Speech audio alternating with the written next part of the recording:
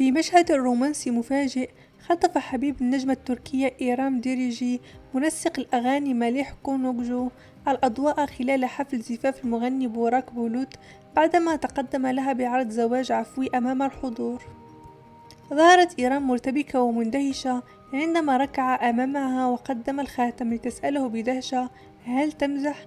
قبل أن يكرر طلبه لترد وسط دموع الفرح: أواجه أكبر صدمة في حياتي، نعم أوافق.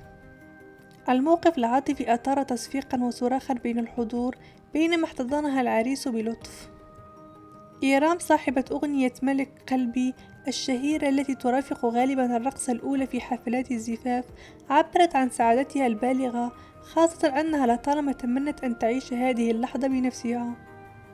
إطلالتها بفستان أسود قصير بتصميم الكرسي مع تنورة كشكش غير متناسقة الطول أضافت لمسة جريئة إلى الحدث. تفاعل الجمهور التركي والعربي بشكل واسع مع الفيديوهات المنتشرة، معتبرين أن حلمها تحقق أخيرا ومتمنين لها حياة مليئة بالحب والسعادة. يذكر أن إيرام سبق وفاجأت مليح بطلب زواج مشابه خلال حفلها في سيدني.